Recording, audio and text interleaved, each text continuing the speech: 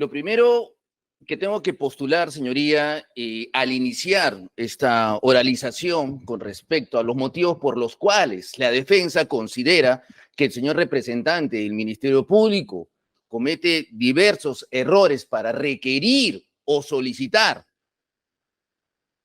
este pedido de detención domiciliaria, se van a sustentar de la siguiente forma. Primero, vamos a solicitar a su digna judicatura que pueda evaluar los requisitos de procedibilidad. Y luego pasaremos, finalmente, a desarrollar una tesis de fondo. Señoría, el representante del Ministerio Público, luego de realizar una lectura de este requerimiento remitido al Poder Judicial, omite decirle algo. Porque ha desarrollado el señor fiscal los presupuestos procesales como tal. Pero, señoría, yo me pregunto lo siguiente. Estamos ante un pedido de variación, lo ha dicho el señor fiscal el día de hoy. Después desarrollaremos si existe o si no existió riesgo como tal. Pero, ¿qué nos dice el 279 de la norma, señoría? ¿Qué nos dice? Si durante la investigación resultaren indicios delictivos fundados de que el imputado en situación de comparecencia está en curso en los supuestos del artículo 268, el juez a petición del fiscal podrá dictar auto de prisión preventiva.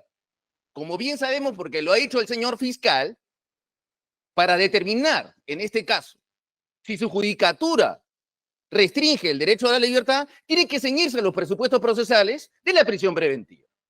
Entonces yo me pregunto, señoría, ¿estamos en fase de investigación o estamos en fase de juzgamiento, en juicio? Fiscalía también lo ha dicho. Señor juez, nos encontramos en juicio y se tienen que actuar pruebas. No se tienen que actuar pruebas, ya no estamos en una fase de investigación, estamos en una etapa demostrativa, donde incluso el día de ayer, a solicitud de esta defensa, se ha cuestionado el motivo por el cual se ha incluido la palabra lesa humanidad en una imputación. Porque si los hechos datan del año 92, ¿cómo puede ser posible que se pretenda incluir en la imputación la palabra lesa humanidad cuando finalmente el Estado peruano tuvo la posibilidad de hacerlo en función al tratado que data del año 2002? Y esa discusión será evaluada por la doctora Cano, quien en ese momento suspendió finalmente, no resolvió en ese momento, porque no hay forma, evidentemente, jurídicamente hablando, que se haga una imputación retroactiva. Entonces, yo cuestiono lo siguiente, señoría. Si ya estamos en fase de juicio, donde finalmente ya las partes procesales como tal han presentado las excepciones, ya hemos debatido con el señor representante del Ministerio Público como tal, ¿cómo es posible que en este momento, ya ha iniciado el juicio, el representante de la legalidad pretenda incumplir la norma? No lo digo yo, y vuelvo a repetir con respecto a ese tema. Si durante la investigación resultaren indicios, señoría, ¿cuál investigación? Si el auto de enjuiciamiento fue dado por la doctora Cano el 23 de octubre del año 2023, y ni siquiera le estoy diciendo cuándo cerró la investigación. Sería importante que el señor fiscal les diga ello. Fue por lo menos un año atrás. Perdón, 2 años atrás. O sea, ni siquiera estoy partiendo de cuando el señor fiscal dijo, con dictamen final cierro la investigación. Tampoco estoy partiendo y tampoco estoy haciendo referencia, porque tuvo que haberle hecho a colación ello fiscalía, que en el año 2022 solicitaron un pedido de comparecencia con restricciones. 2022, señoría. Con los mismos elementos. Este documento que usted tiene es el mismo que fue postulado en el año 2022, cuando la sentencia del Tribunal Constitucional fue declarada fundada. 2022 es el mismo, señoría. La única diferencia es que se solicita ahora detención domiciliaria. Entonces digo yo, si nos encontramos en fase de juicio, juzgamiento, desarrollo de la prueba, no investigación, ¿cómo podemos interpretar lo que dice la norma?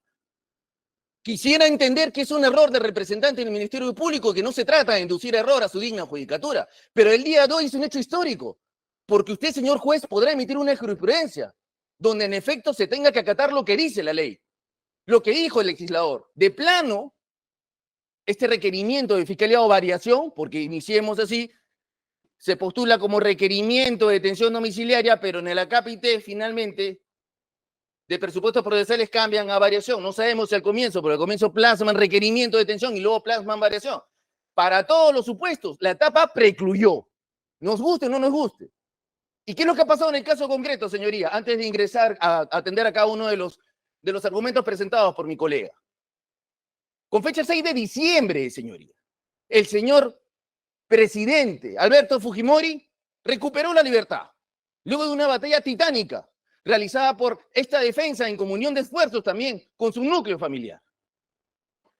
Ese mismo día se inició como tal y circulaba por medios de comunicación un pedido de detención domiciliaria. Esa es la forma mediante la cual un justiciable recibe la libertad. Se ha hablado aquí también con respecto al peligro de fuga y el comportamiento del procesado. Señor juez, esta defensa ha estado presente en sendas diligencias en las cuales usted llevó a cabo dirigir, no solo por este caso, sino por otros casos. Y a pesar del estado de salud del señor expresidente, hemos estado presentes en todas las diligencias, en todas desde el penal Barbadillo. ¿Cómo se puede decir que el comportamiento del señor expresidente es equivocado? Yo soy prueba de que ello no es así. Y usted, señor juez, con respecto a todas las diligencias de los demás casos que se han venido llevando, por lo menos de que hemos asumido esta defensa el año 2019, se han llevado de manera prolija, con la participación del señor expresidente. Entonces, a manera de introducción, hacer referencia al señor presidente, señor magistrado, que en marzo del 2022, cuando Fiscalía solicitó variar la comparecencia simple a comparecencia con restricciones en el año 2022, a portas de que el señor expresidente saliera en libertad, la defensa que se encargó en ese momento de llevar el caso se allanó, sin la presencia del señor Fujimori. Sin la presencia del señor Fujimori. ¿Y qué pasó? Se otorgó 18 meses como tal. ¿Y qué ha pasado en puridad, señor magistrado? Que se le venció el plazo a Fiscalía. Es un hecho público, porque pudieron haberlo hecho antes. Y se le venció el plazo. Y llegamos diciembre, señoría. 6 de diciembre, con comparecencia simple, sin ningún requerimiento, ninguna medida de coerción, porque ya estaba vencido el plazo. ¿Y el señor expresidente ha fugado? ¿El señor expresidente no ha cumplido con sus obligaciones como justiciable? ¿O por el contrario? ¿Qué pasó el 6 de diciembre hasta el día de hoy, señoría? ¿Ha habido algún comportamiento equivocado de mi patrocinado? De ninguna manera hemos participado en todas las diligencias, en todas sin excepción. Entonces, ¿cuál es el hecho nuevo, señoría? Pongamos de que podemos discutir los temas de fondo, aunque yo considero que no, porque lo dice el legislador. Fiscalía tendría que presentar un hecho nuevo. ¿Cuál es el hecho nuevo? Si este mismo requerimiento es el que se postuló en el año 2022. ¿Cuál es el hecho nuevo? En el año 2022, como usted bien sabe, su señoría, porque también fue de conocimiento público, y en atención al principio de juez y derecho, usted conoce más la norma que nosotros, no se ejecutó en ese momento el mandato del Tribunal Constitucional. Pero las medidas de coerción continuaron porque hubo un allanamiento. Y quedó consentido. Esto se ejecutó en el año 2023. Recientemente, el 6 de diciembre. ¿Qué ha pasado el 6 de diciembre hasta el día de hoy, señoría? ¿Cuál es el hecho nuevo? Ninguno, señoría. Entonces, lo que pretende sostener ahora Fiscalía, de mero plano, debería ser declarado improcedente. No hay forma jurídica porque lo dice la norma. Y su despacho tendrá que emitir una jurisprudencia conforme a ley. Eso con respecto a los requisitos formales, señoría, que tenía que hacer presente, vinculados al pedido del señor fiscal.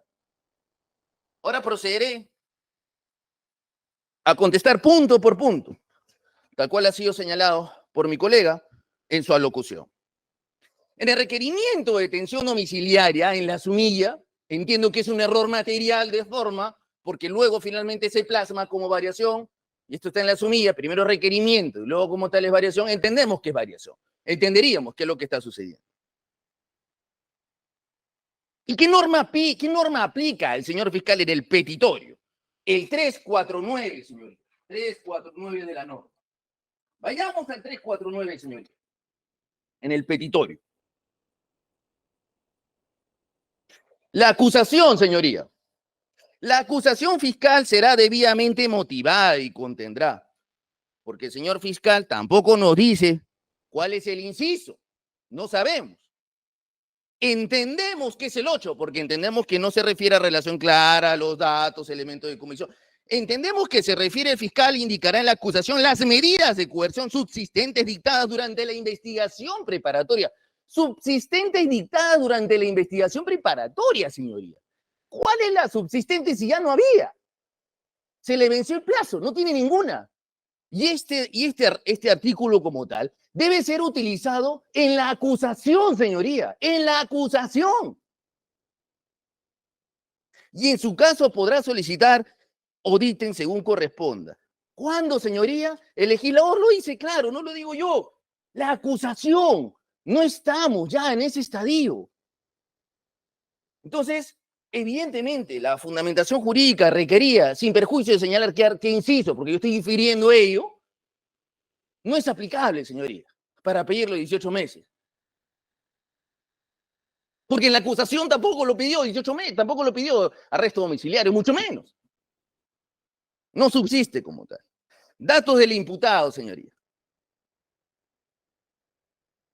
Se ha hecho referencia también, y son los efectos formales identificados, según Renier, calle Pontravedra, 253, La Estancia, Distrito de La Molina. Es un grave error, señoría. La ficha Renier no está de a ello. El señor es presidente.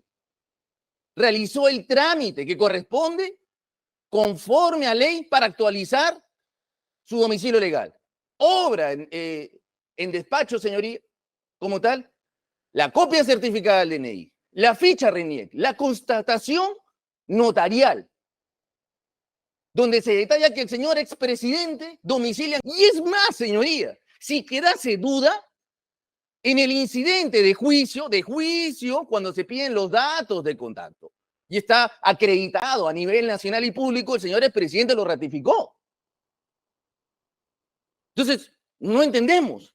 Casilla electrónica 46253. Disculpe usted, me da temor porque no es mi casilla. ¿Dónde estarán notificando los señores fiscales las disposiciones? La imputación sostenida, señoría, a mi patrocinado. Homicidio calificado en la modalidad de asesinato con alevosía previsto, penado en el artículo 3 inciso 3 del artículo 108, en el contexto de delito de lesa humanidad. Bueno, brevemente, señoría, hacer a colación que en el incidente principal se encuentra desarrollando justamente esto. ¿Qué cosa, señoría? ¿Cuál es la justificación para considerar el agravante de alevosía?